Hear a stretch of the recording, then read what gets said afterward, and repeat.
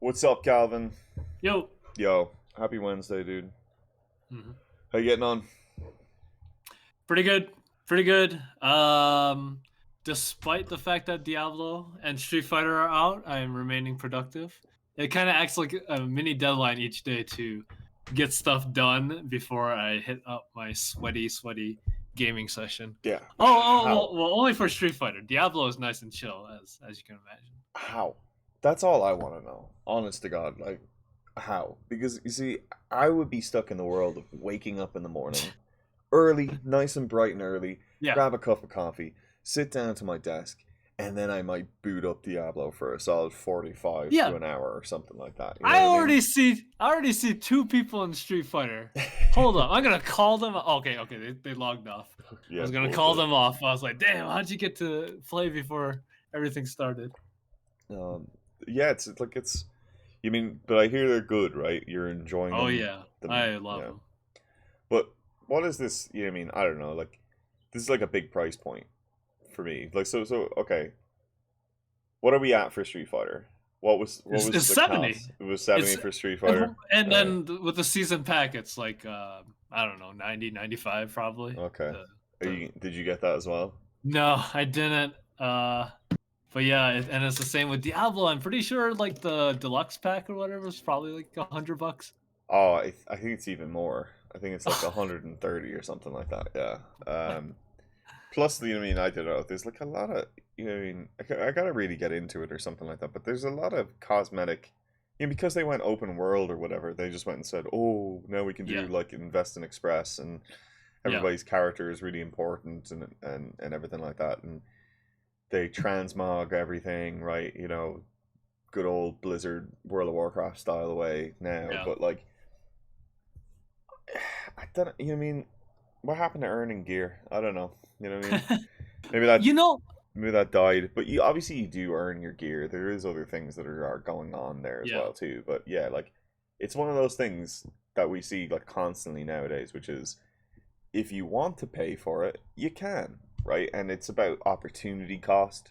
You're trying to just allow people to kind of subset into that world of do if they want to go and pay for something they can, and you're going to get some toe off of the line and some revenue off of that, and it's probably going to be better and more advantageous for you just purely because you are putting that offer in front of somebody. You are allowing them to have that opportunity to purchase, and the more ingrained that they get into that product, which you know that this is the golden cohort, this is the people who care about the game. I mean, dumbasses like me who, you know, have the bloody box set of D2 and stuff like that, you know what I mean? It's just like this is it's obviously going to be lucrative for them, so yeah, they're not going to stop it or anything else like that. And you'd be mad and remiss to launch a game in that space without having a battle pass, without having all of the other stuff that goes around with it. So I don't I'm not mad about it, but I don't know why I'm salty about this one. Like having it more than anything else, right? Like yeah. I don't know. You know, so one thing I did not know about Street Fighter, was how they did theirs. So when I hopped into it, they have their single player campaign, which I think is amazing, and you earn gear that you can't get through PvP. Sure. And I was like, oh, this is kind of like WoW, where like your rating and it's different than your PvP gear, and you get to, like you said, like express different parts. And it was cool because like none of my friends had that PvE gear because they only hopped in to play, sweaty tournament mode. Yeah, yeah. I was like, hell yeah! But then I realized you can apparently like buy the costumes for like a buck each or something, and then like my respect for all those people that had those gears like plummeted. I was like, I thought it was so cool that they played like a few dozen hours to get all these costumes, but it Yeah. wasn't the case. They paid for it, so I Yeah. didn't think it was cool anymore. We call those like free to play, the free to play track, right? I mean, if you put yourself into the Yeah, single player mode, you're getting like, ooh, piece of candy, ooh, piece of candy, ooh, piece of candy, right? And over time, you build up a bunch of those, but then you finish it out, and that track ends. So that once that track ends, you're kind of grinding for more, but you're also indoctrinated into the customization loop, yeah, and you're on the path then to like, okay, well, engage more, and you're going to spend most likely, right? Like it's, you know, engage, retain, monetize, and in this case, like all of those things seem to just like completely ring true. I'm just gonna put it out this one. This is gonna be Sean Farrell's fucking old man curmudgeon hour over here because we're gonna get There. it when we get into the fucking Apple Vision Pro stuff. Like this is gonna be hilarious for sure. Look, I get it. Uh, the games need they need to do this? Yes, I guess. You know what I mean? These are huge budget games, and they take years and years to create, and somebody needs to recoup these costs. Can I mean it's a big call to go and say like, can you even recoup those costs with the mega profits that you want to be able to make off of just a game release these days? Yeah. All right, like is the game release actually just worth it? In terms of like the base price for everybody and everything else like that too. But is it also that the price increases to the game and the amount of time that it actually takes to like build all that content is partly because we're not just building a better streamline, building the best version of that game. We're building this plus all of the other extra meta systems and everything else on the outside. But Yeah. Yeah. the reality is that nobody would buy it if it didn't have all of these other hype pieces, and everybody's going to want them. So why not? You know what I mean? We want customization within games. We want players to like feel like this character is me and this character is my representation of myself within this game world, especially in this kind of like meta fighting side of things where like Yeah. everybody's Ryu or everybody's Ken, right? Yeah. So how do we do that and do that like effectively, you know? Do you mean in terms of how we monetize customization? Is that what you're asking? It's that, yeah. You mean Yeah. partially. I mean, this is like the straightest form of monetization. Just put it in the store and just like let people buy it or subset into it if they want to buy Right. it. They don't buy it, right? But and that's fine. That's totally fine. But it's just it's one of those things where do we, like you kind of you're dumb if you don't do it, and Yeah. but you're putting a lot more effort into doing it and spending a lot more time and a lot more money building all of those systems as well Yeah. too, which Yeah. delay the product, which make it viable, or like push for a profiteering increase on the cost of a video game and everything else like that too. But I Yeah. mean, these I things are mean, gonna keep jumping. I don't know. yeah. I mean, I'll say this about Street Fighter. So Street Fighter 6 sold 1 million copies in a few days, like 3 days. And for comparison, Street Fighter 5 took like a month to sell around the same much. So this game is selling like crazy. But I absolutely had a related thought to what you're talking about. This game is so complete. I'm gonna plug it. Yeah. It is 100% the greatest fighting game of all time. Mhm. There's no doubt about it. Um, but like it's so complete. I'm like, damn, how much does this game cost to make? There's so much to this game. I thought that even the 1 million copies, I don't know, maybe they didn't even recoup their costs or something. So I was like, man, of course they have DLC plans, like most things do, but it's like, yeah, how aggressive did it need to be with the monetization? This is one expensive game. Yeah. Look, they're all expensive nowadays. It's Yeah. crazy. You know what I mean? How much was Breath of the Wild, or not Breath of the Wild, Tears of the whatever? No, that's true. Yeah. You know what I mean? How much was that, as well too? Was that $70? Yeah, it was 70. Did they already announce DLC or something? I think I heard of that. I mean, you kind of Um, want to hope so, but did they even release any DLC for Breath of the Wild? I do not know. Yeah, fucking Nintendo fanboys, like, rip, dude. I don't know. Yes, that there are DLC packs for that. Yeah, look, I don't know. I mean, hashtag cost of inflation. I don't know, but I mean, it is just a general problem with consumerism, and right now is that like the prices just keep going up, and general wages just keep stagnating, and the call to get something becomes more with all of this, like, consumers, have tighter spending, problems right now, right? Well, you would say that they would, but most Americans are buying things on debt. So we're just buying and buying and buying still, and saying pay it later, right? So there's only a group of people who are able to buy every single major release that hits the shelves, Yeah, or plus all of the extras and everything else like that too. Everything here just like also still hits indies in terms of like the buying models, right?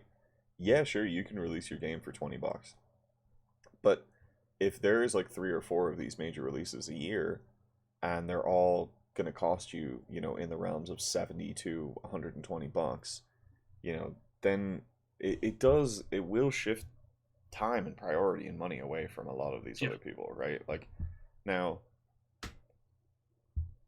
who knows? You know what I mean? Is that really going to occur? Is that really going to, are we going to see that in the spending index of consumers when it comes down to video games and their budgets and their wallets? Like, again, probably not. Like, we're probably just going to keep seeing people just doing what we do right now, which is just like we just keep spending and we we go from there. But I do think that there will be some time where like this will matter, like something around that will matter. uh, Like there's only going to be so many types of major releases. They're going to be so expensive, and we're just not going to be able to really spread it all around. But maybe that's where the price elasticity is and everything else like that, right?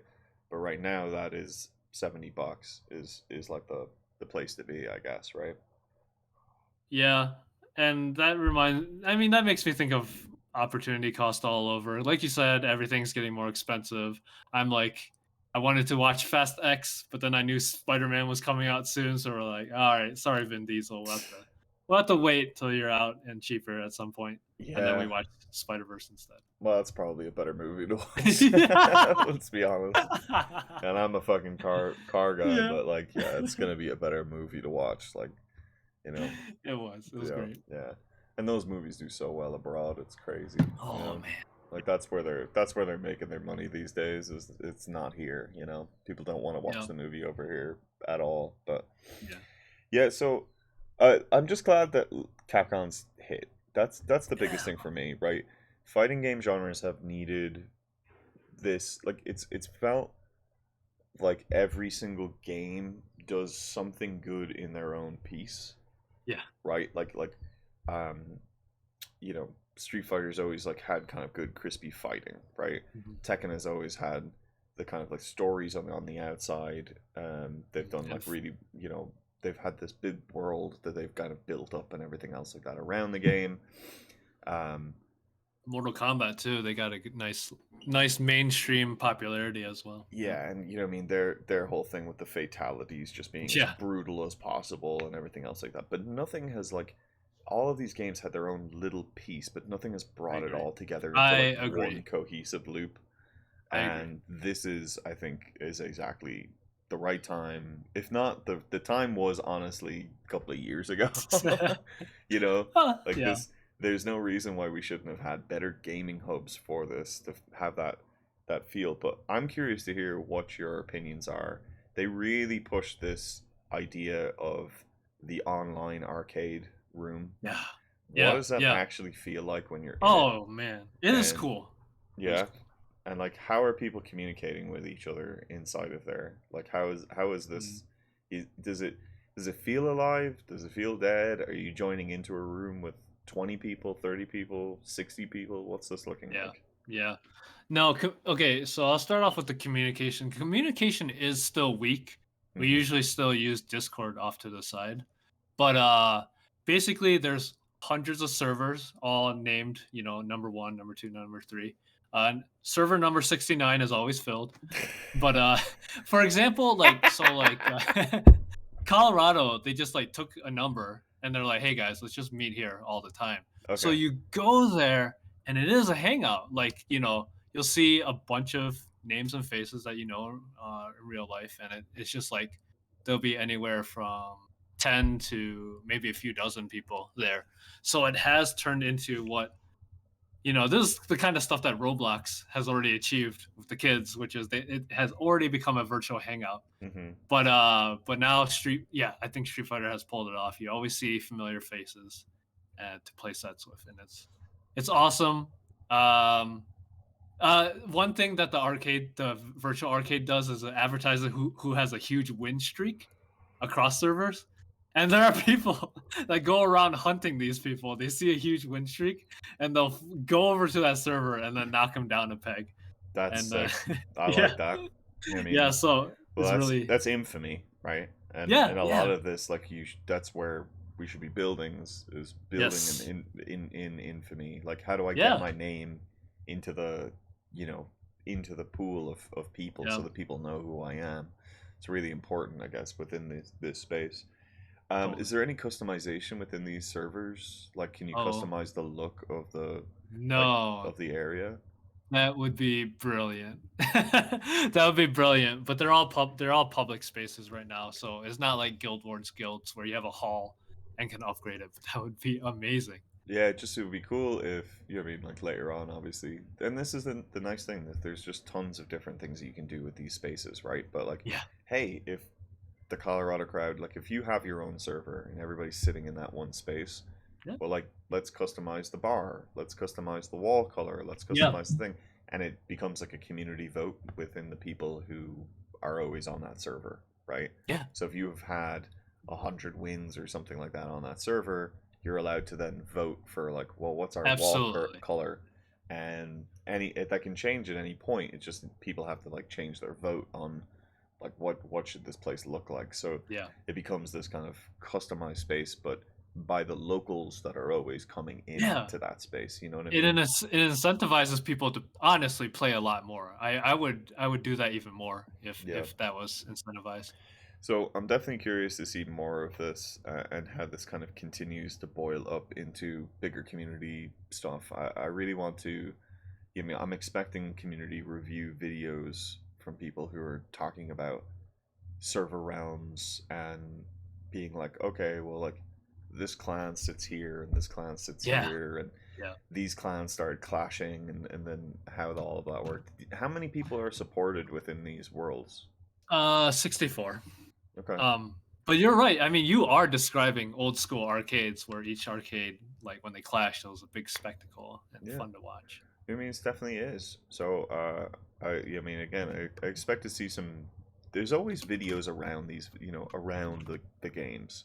So a lot of the times, especially the competitive side of things, of people recapping the big battles of the Yeah. week or whatever else like that. So I'm probably just gonna dip a couple into those things and kind of see from there. But game seems healthy. Everything seems good. The new tournaments coming up as well too that you were talking about a Oh couple of yeah. episodes ago. So that's everybody's like training for that. And there's no Absolutely. backlash or anything to this double controller setup. Yeah. No, I haven't seen any real backlash. So I just want to say something about the design is that a lot of games have been moving kind of more towards simplicity to bring in the new players. And I think a lot of old heads, especially, are like, "This is the wrong way," and I always kind of thought it was the wrong way as well. But this game is complex, but it has so much tutorialization, whether it's the simpler controls or the single player campaign that gives you like one move every few hours or something to Okay. slowly teach you. And I do think that's the right way to go. It's so much more expensive, obviously, to create that much tutorialization. But man, it is.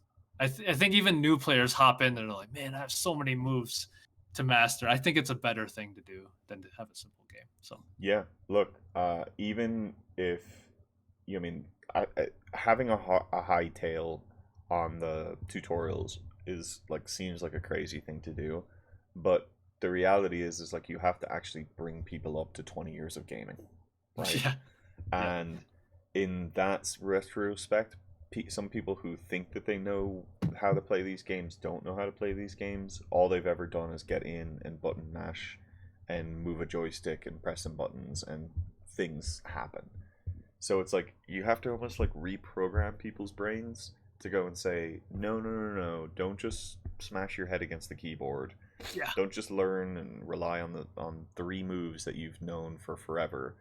Like, please explore the depth of my game so that you can find and grip those people a little bit more, yep, um, and try to keep them inside of that product for longer and longer and longer and really teach them, yes, you know, yep, so that you can also then funnel them into, the real world, which is the Yes. multiplayer, because you knew yourself, right? You've seen it before. You play that single player game, Street Fighter 5, Street Fighter 4, and it's like, oh cool, yeah, we're playing against bots, awesome. I'm wrecking people. And then you go into the online Yeah. mode and you guys get absolutely just, dude, somebody's Yes. giving you a fucking wedgie. Somebody is giving you a digital wedgie and you Yeah. have no idea what to do, dude. You're scrambling. He is there just like throwing you in the toilet. It Yeah. is just awful. And nobody wants to do that, you know? Nobody really wants to do that. Yep. So I'm glad. Look, I'm glad the fighting game genre is actually getting the game that they deserve, Yeah. and the support that they deserve as well too. It's one of the greatest gaming communities that is out there.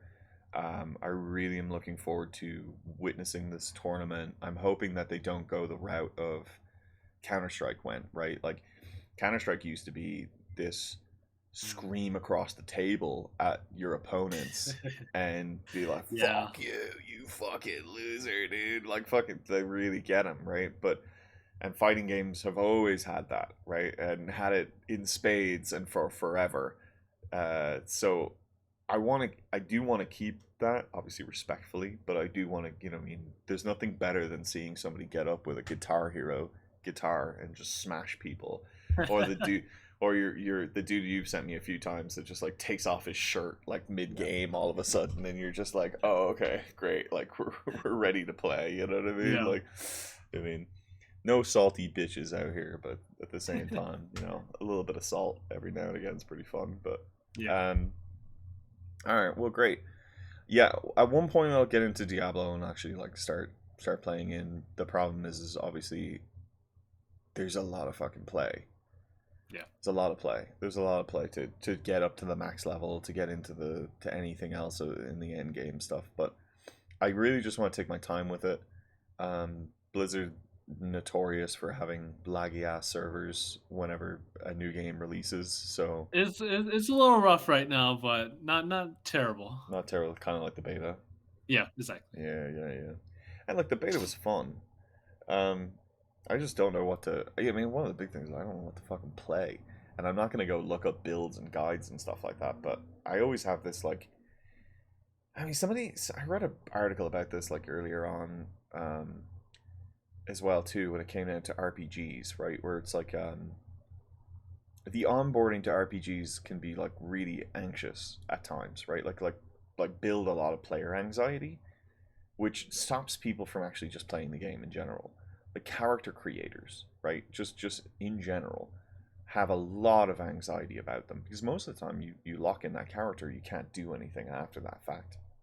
And Final Fantasy Online like did some good stuff to be able to kind of break that mold, right? Like they they don't care. They just like you pick whoever you want to look like and whoever you want to be, but you can play any role that you want to play and kind of go from there. Whereas like Lost Ark doesn't have that. You have to lock in Bard and play as a Bard and be doomed to be a Bard for as much time as you want. So we have this breadth versus depth on characters and character profiles and everything else like that, right? Where it's like I guess you can just remake that character's look and pick a different talent tree, right? But at the same time, it's like if I've already invested time into one character and it wasn't what I wanted, or I'm not getting it, or I'm not gripping it, and I don't know, or I always have in that back of my mind of like, well, what if I was something else? Oh yeah. I never Yeah. go deep into the game, and I'm always replaying the same content over and over and over again, right? And even if it is like the MMO World of Warcraft style of things, where it's like, yeah, but I picked a night elf this time, so therefore I get a different leveling zone, right? I'm still replaying level 20 content. I'm not getting deeper into the game. I'm not going like much further into the talent trees and everything else like that. So there's a lot of like player anxiety around all of these things, that I feel as well too when it comes down to Diablo, because if I'm picking one character, I'm going in on that one character until I hit max for the most part. Or I'll do kind of what I did, which is like, yeah, I'll play until level 30 or so, and then be like, let's see what this other one has for me, and then play that one. But Did you do that in Skyrim and Fallout? Because I do that in single player RPGs. I tend to restart a lot, trying a different spec. single player RPGs not so much, just because it Huh. is really open, right? Skyrim is like kind of weird. I guess I always either pick like a Nord or a Khajiit, but I never felt that like any of those things actually matter, because a lot of that is also Okay. I don't get to look at my character all that much. I play Skyrim like first person, um, and again, yeah, I can kind of just be whatever I want. I can wear Okay. whatever armor I want, and it really doesn't matter.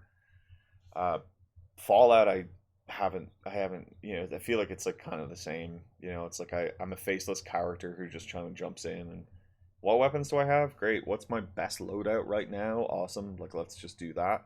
And I do get anxiety when I get to the talent trees, because I'm like, well, I'm about to lock in points and I'm only going to get a certain amount Exactly. of them. And that definitely pushes me on a path, because it's one of those things where I think if you ask most people, what do you end up like doing? And it's either go magic or you go ranged. And like, it's like it's hard for me to like to break the mold in my own mind sometimes. It's like, yes, I have all of this infinite possibility of all of these things that I could do, but I'm gonna default back to the same thing that I do almost every single playthrough and every single time. And Yeah. it's not even like a comfort thing. It's purely like, I know this works and I'm not going to be at an Yeah. uber disadvantage, Yeah. right? You know what I Yeah. mean? Yeah. Yep. So I definitely pick things like that purely off of just like, nah, this is just gonna like save my life, right? Like Yeah. you know, I'm trying to experience the game and the combat. I just kind of keep doing the same thing. So, eh, left and I right. totally get it. I just don't know how you build in the ramp a little bit better. I mean, I do wish that there, because there's how do you do that with Diablo and say like, you can play up to level 20 and keep switching between a bard, or not a bard, but like a druid, a barbarian, a thing, and you just like freely let players switch the character Yeah. and switch, and that just switches all of their talents over. Like, and then by one point you have to go and say, hey, you need to like lock in a character. Like, is that kind of what you need to do? Like, Yeah.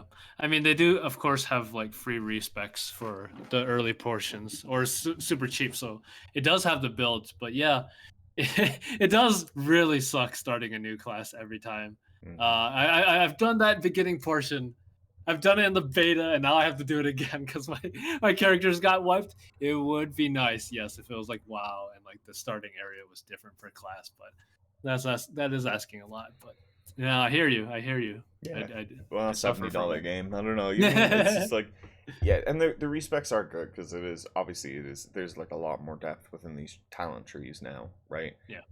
The big thing is though, you will end up respecking a lot more later on once these rebalances kind of come in, when the first bosses kind of come in. So, you Yeah. know, I just think that like we'll see kind of really what really ends up happening there. But I mean, I don't know. It's a problem to solve within RPGs and RPG class games, that player anxiety in creating characters, especially when you put that create a character right up front and you don't really like onboard that in a little bit more, Yeah.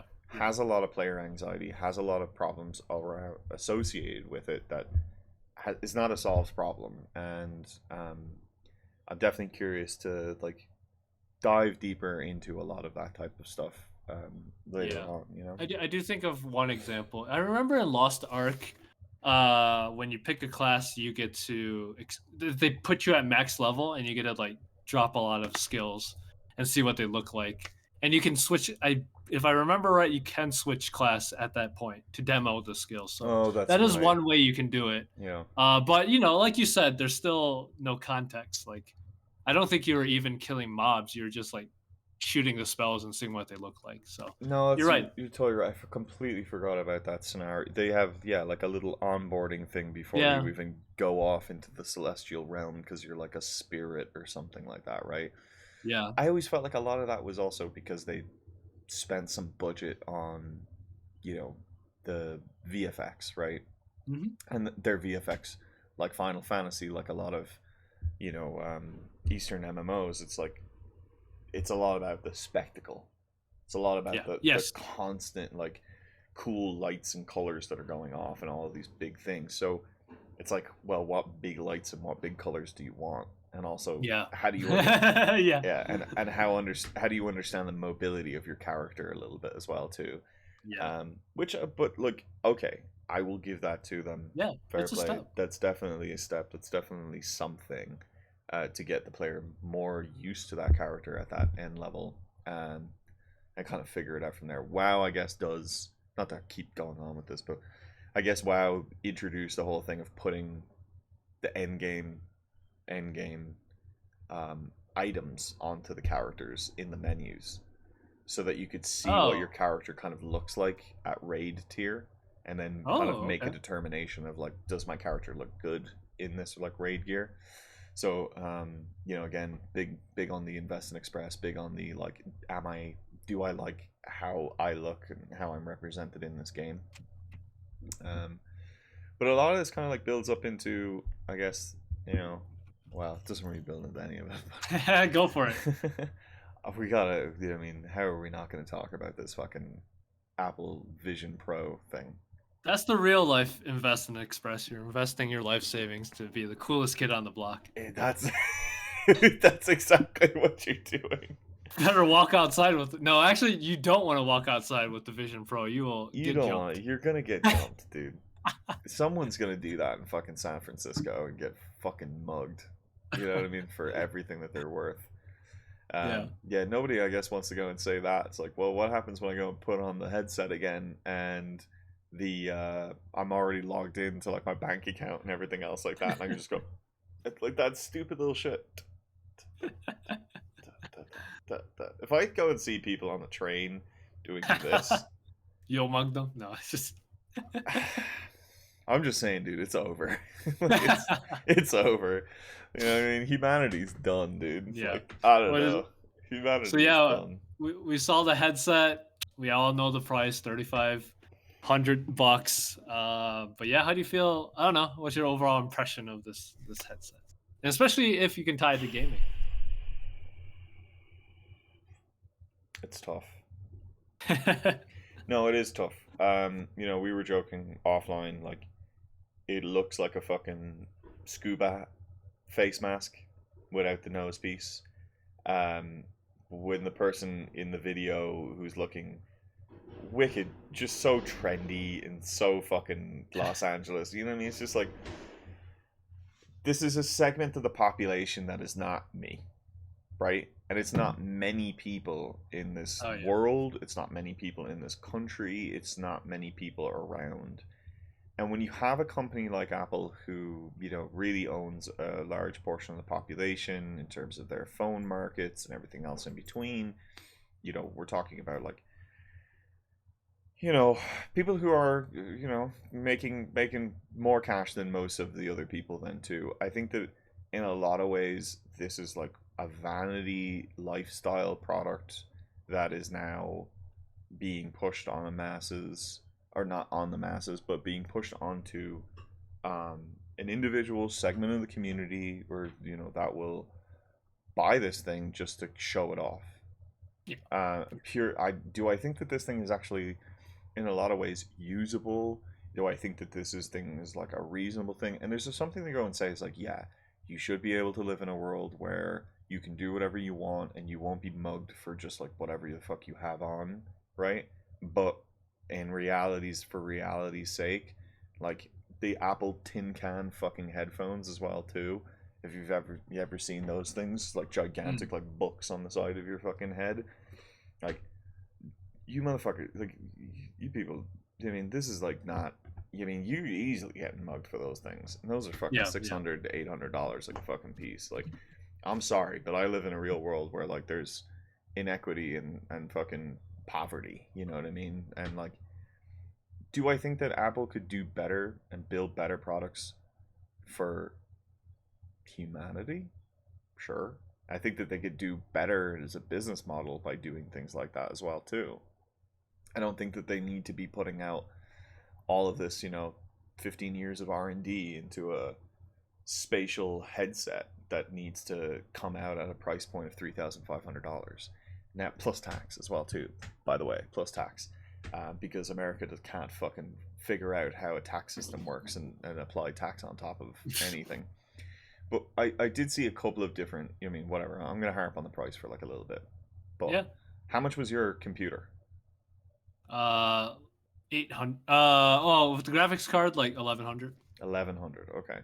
Yeah. So yeah, like I probably am in about that 1100, 1200 range. A couple of years ago or whatever else like that was. It's probably 7 years ago or something like that as well too. Yeah.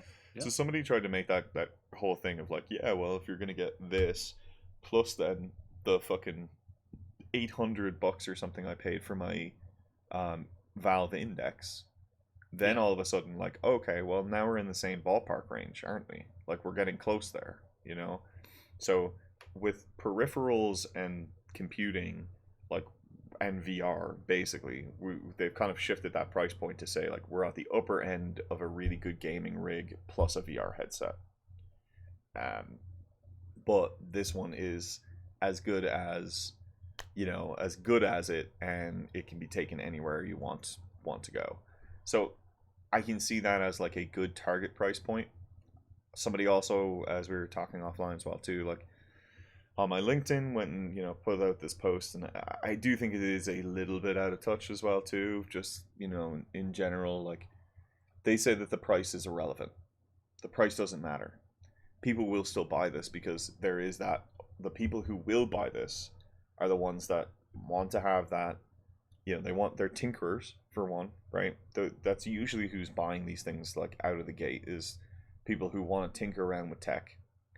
Two, they want to show it off and they want to have like a little piece of like that of that lifestyle of like I'm better than other people because I have this thing.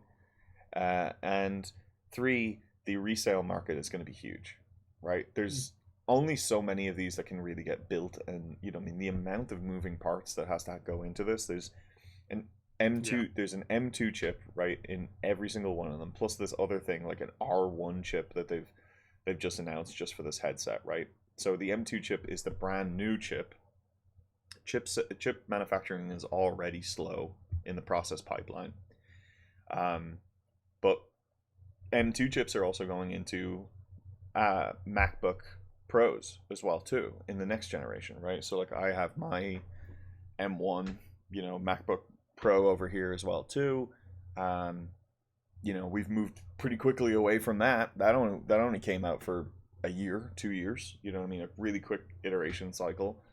So what does that mean then for for all for the market going forward? Which, yeah, sure, if I can get my hands on one, maybe I buy two or three and I store them off and I sell three or four for 5 grand and I keep one for 10 years and I sell that one for 10 years, just like some of these unboxed iPhones that are still with the plastic saran wrap, the very Oh, first are those iPhones. high? Are those high value? They're high. Yeah, yeah. Oh I wow. mean, I don't know. You can look it up yourself there in terms of like Yeah. how much one went for, but what I mean, I think it was like a Wow. like almost like 10 grand or something like that. You know what Oh I my mean? god. Yeah, maybe even more. You know what I mean? But Yeah.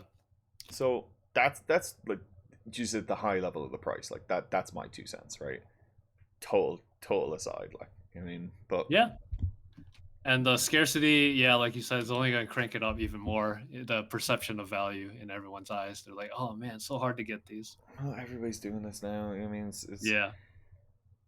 I don't know. Like I don't know where this like rot has come in. Like whether it's just because of like digital scarcity and everybody's like, oh, it's crypto and it's blah blah blah. But it's like, a new pair of shoes comes out and it's like, let me buy six Yeah. pairs. I gotta buy 6 pairs. I can't buy just one. I gotta buy six because I need to find. I gotta put them on eBay. I don't know. It's just like Rot. Rot is such a strong word. I love it. it Something is is. rotten in a state of hype beast culture. But it is though because it is genuinely like a greed mechanic, Yeah. Yeah. right? It is Yeah. and it's greed through capitalism, but it's Yeah. dirty capitalism at the same time too, right? So it's like when these fucking whatever you want to believe and feel about COVID or anything like that. At the start of this whole thing, when the people were just filling, in fucking suburbia, were just filling their 2-car, 3-car garages full of hand Oh yeah, sanitizer, thinking that yeah, they were gonna make a fucking fortune, and you know what I mean. yeah. And it's like, okay, great, groovy. You Yeah, know what I mean? Like, this isn't, it's, I don't know. It's just like, whatever happened to helping your fellow person, right? Can we get sure. back to that? How about that? If you're really for the people and everything else like that, can we really just like start making better things? I don't know, that really actually like help humanity, and don't just constantly sit us in a cycle of a wire to productivity. I don't need any more productivity apps. I think my productivity has gone down with with the advent of Yeah, more and more technology. yeah. So it's like, I don't know. And speaking of like quote good intentions, but with like not really great intentions behind it. Something I think we should talk about is how Apple Vision Pro scans your eyes to log in, and this is a technology that has been like riled in the past in other companies. They're like, I don't want to give up my privacy. This is something that happened. Was it in the Bitcoin world, where or the crypto world? Was it? Oh, so yeah, so I mean, yeah, so Open AI, who are the company who run Chat GPT and all of this other Mhm. stuff, right? Was it? They wanted to, it's in the news right now. Like, they wanted to build a fund to scan a million, billion people's eyeballs as a way to try to deal with bot prevention and Yeah, stuff like that as well too. Do I think that there's also some fucking, you know, some other scandalous shit to do with that as well too? Fucking probably. You know what I mean? Who knows what you could fucking be doing with that kind of yeah, shit? You know what I mean? At the same time yeah, too, but to scan your eyeball, you also have to, probably do some scannings of your face and do some scannings of some other stuff. But yeah, look, Apple's already had this technology of facial scanning. I mean, we've been through this, right? So many people just pick up their iPhone and it just scans your face. But I bet you, even if you have that disabled, which I do, like, it still does that as well too, and it still yeah. probably has that without your permission in a bank, in a server somewhere, and it's already done it, and you don't know, and you've never nonchalantly given acceptance of any of that information, but it's there somewhere, probably preloaded so that it's easy for you whenever you want to go into the on Mhm. ramp, right? Apple already has my fucking fingerprint, right? You know what I mean? They have all of Yeah. these things. They sit there. So in the world of, digital privacy, we don't, like, we've given away a lot of our digital, self into that realm, and the OpenAI people were riled against. I mean, for Yeah. literally saying Yeah. exactly what they wanted, right? Which is like a big thing, right? But Apple is gonna do it, and has been doing it, and they do it to make a little tiny avatar of yourself, or they do it to like make a little fucking a little, to like face print you on so that you can like talk through a unicorn. You know what I mean? Yeah. But all of these things are, you know it's almost like there's like a veil, right? But is this, that's like the big megacorp, side of things, right? And Yeah. we've Yeah. also been trained, through however amount of cyberpunk style movies, that big corp bad, and everything, they will do everything in their power to take all of that information away from you and then use it against you in the future if Yeah. you try to act up, so So yeah, for me, I think the most brilliant part, or okay, the most interesting part of the whole trailer was or the reveal was how they played off of their previous privacy pushes.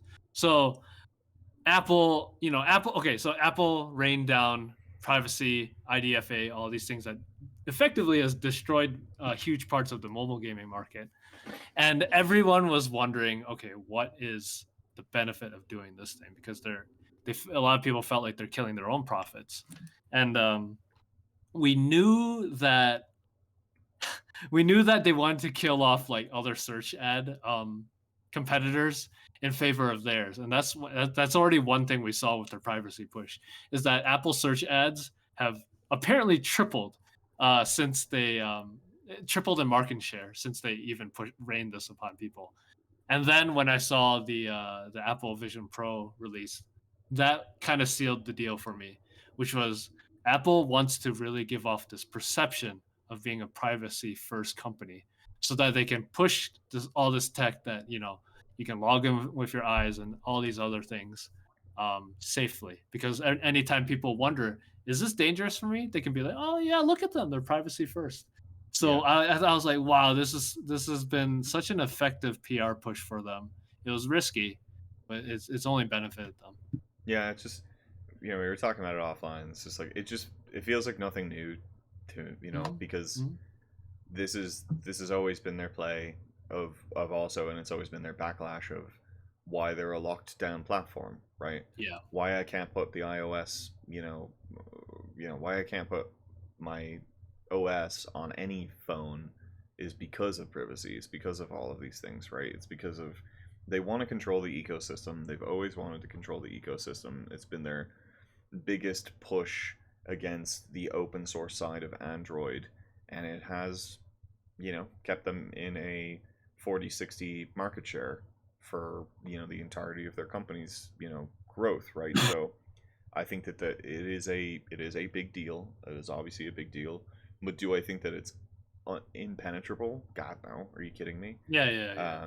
Yeah, I mean, there's enough fucking smart people out there that know how to Yeah, kind of break all of these things down but and the reroute. perception is there. The perception that Max could never get viruses was like the longest thing. Oh, I for was the like, "Are you longest kidding thing. me?" Yeah, It's like, dude, like this happens. yeah, and they've been amazing at that for so long. Mhm. Yeah, But straight up, yeah, like people can just be stealing your shit, So it it do be, like look at all the fucking iCloud hacking problems that yeah, that right, there right, was, right. like, and that's supposed to be your vault of all of Yeah, your stuff, right, from your phone. You can make yeah, a full copy of your phone if you have your vault stuff, you know what I mean, if you have your iCloud stuff. So that sucks, but it's just a password away, right? So plus maybe a little bit more nowadays, but uh it is to be seen. Look, do I think that this is all just kind of very gimmicky and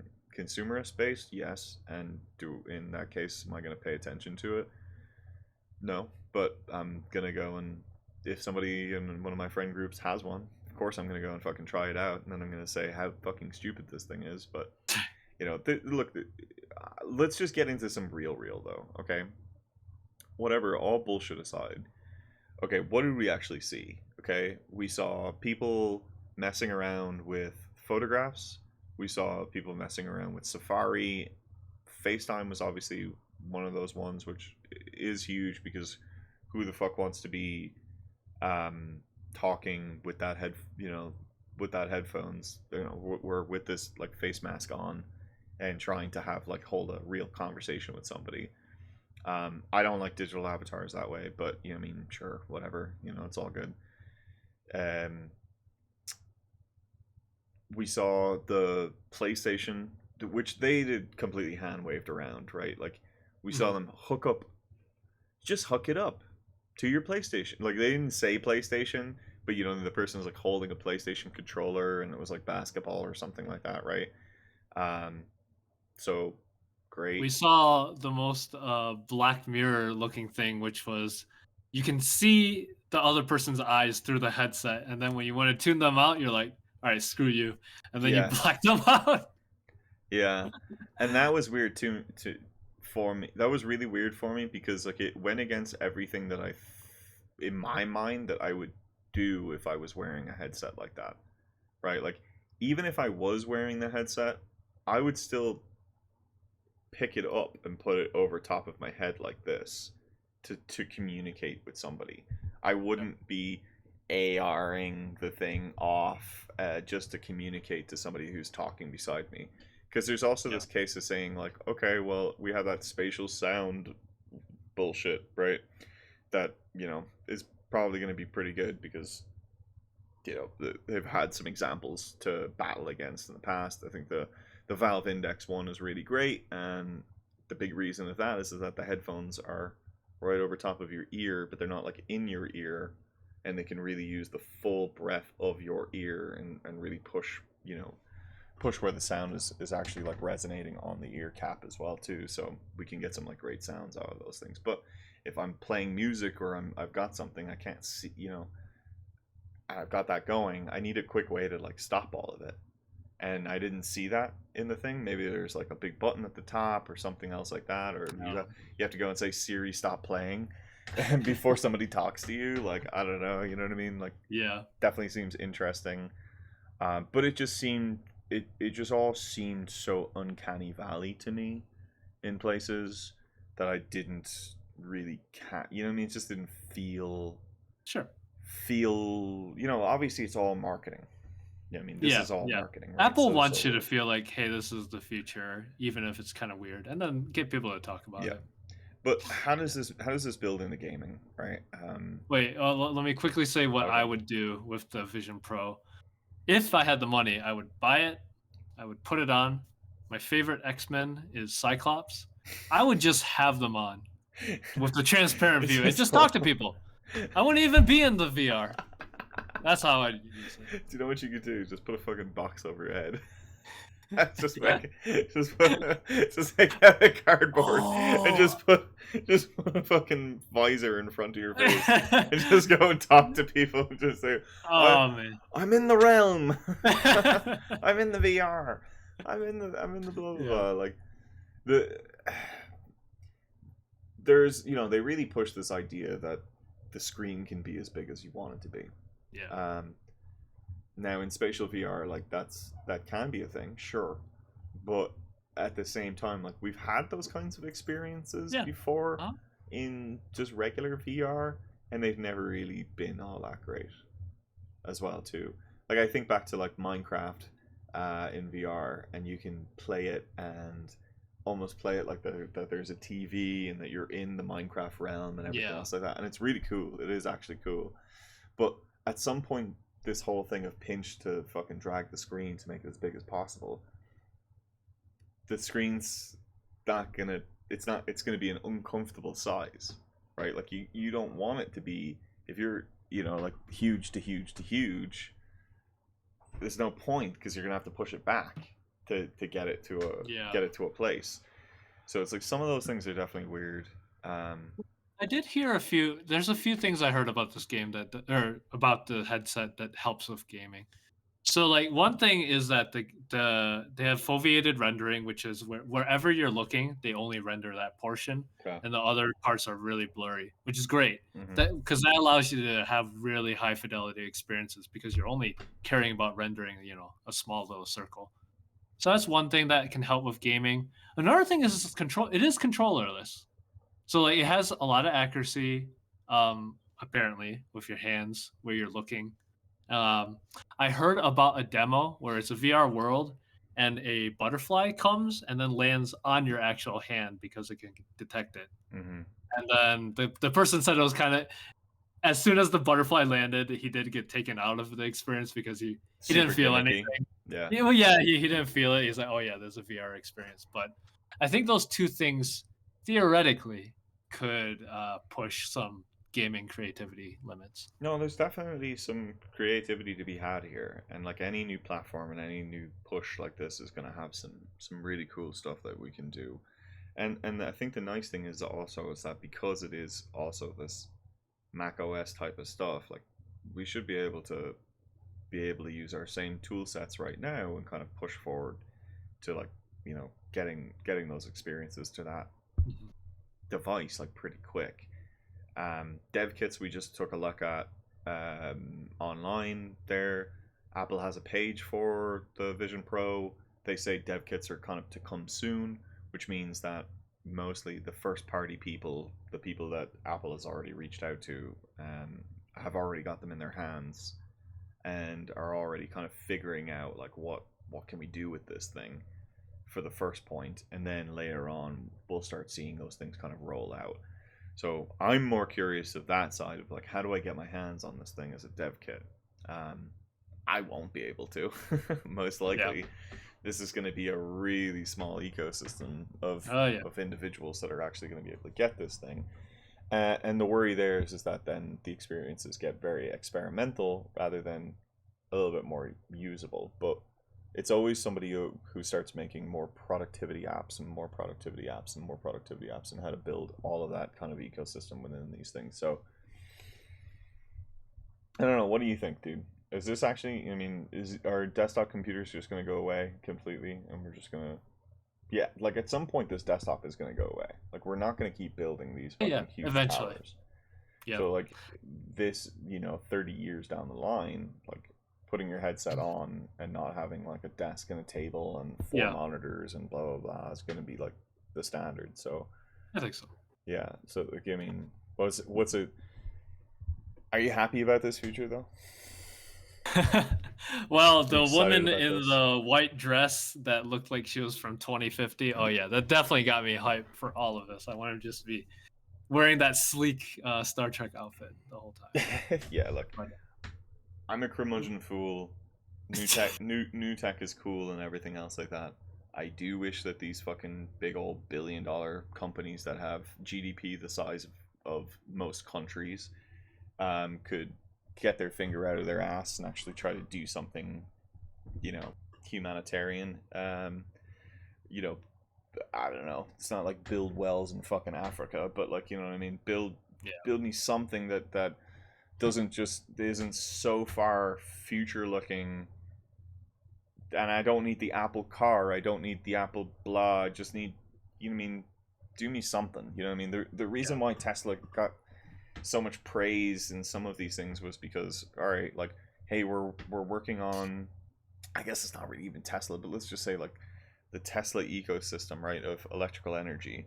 It's like we're building solar panel, pieces of roof tile. It's like, okay, that's kind of cool because that can change the construction industry. That can change how clean energy comes into our home. We have the Tesla wall battery, which is like, oh, okay, perfect. Hey, here's a home solution for storing energy and then dumping that back to the grid if we were building this off the thing. And I get it. It's a consumerist play. It's still a consumerist play. But can we like work down these lines a little sure, bit sure. more to try and not put people more in the hole and more in a smaller box. There's a great picture there of like of like the person's like first person view, and it's like the port of the AR goggles with the little app icons on the thing, but the walls are all just like rotting wallpaper, and the house is like deteriorating around them Yeah, and everything else. It's like I don't see that as like as a humanic connection towards individuals and how any of these things like bring natural, like try to bring people together in like a yeah, bigger yeah. sense, right? So No, I get what you mean, and like kind of to tie it back to the original thing of Street Fighter 6. So we had the pandemic, and people, fighting games are a very offline thing. So we lost the beauty of the community in a lot of ways. And mhm, first off, last Saturday they had a huge tourney. I mean, for Colorado, 160 people. It was not too far from you, but it was so hype. People were screaming. The game design. When big things happen, the game stops for a second, and it gives every time that happened, the crowd screamed. Like yeah, it was like teaching the audience when they need to cheer, and it was great to see. And then you have these virtual arcades that do bring people together. So it's like damn, this everything about this feels complete, and that they're confident with their vision mhm, of bringing people together to play games. So yeah, you can do these sorts of things. yeah.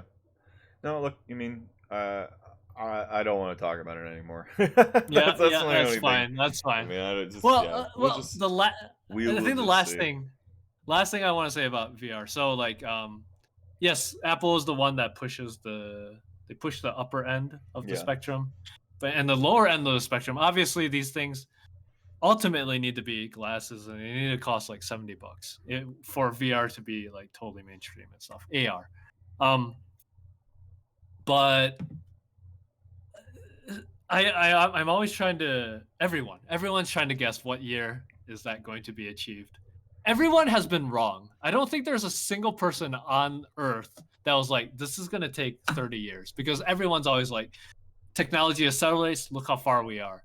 I've always been on the more skeptical end, guessing like high years, and I was still wrong. So I'm gonna guess right now.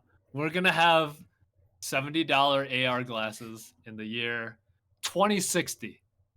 Yeah. 40 years from now. I'm just gonna say that so I'm not wrong again. And if any viewer in the comments tells me that they've been guessing correctly, bullshit. There's nobody on earth that guessed that late. Yeah. Like I'll just give you my experience with this stuff, right? So one of the things that came out in the last couple of years is like, that people have wanted this shit for, since spy movies fucking came out, which was like a little recorder, a little fucking video camera in your glasses, right? Mm. And I was at a restaurant. We went for, some breakfast with the girlfriend. This guy in a fucking white, white button-up shirt and black pants was there with his glasses on, but he had the flash on. So like it had like a light, you know what I mean, that was on because it was like he was recording a video, but his flashlight was on. Yeah. And I knew for a fact, I saw the glasses, and I knew that they were a video camera glasses, and I'm like, you're recording all of this right now. That's why that light is on. Hey man, that's what I And would do. that's why you're so, and that's also like, why are you so cagey? Like, you're so cagey right now. Like, I'm looking at you and you are cagey as fuck. And you're Yeah. eating your breakfast and you're like looking up and you're like looking around the place and you're looking, and I'm like, why? Why are you doing that? And instantly my brain just goes to nefarious acts. Like you're just recording waitresses like that are, we're at a breakfast place, so like we're talking like younger college students or high school kids, you know what I mean? And now I'm just like, I'm in this nefarious place of like, what's your honest modus operandi here? Like, what are Did you? he look What like is a your? tech bro, or did he look like a He just older looked rich like a guy? fucking no. Just honest to God, like look like a Huh. fucking.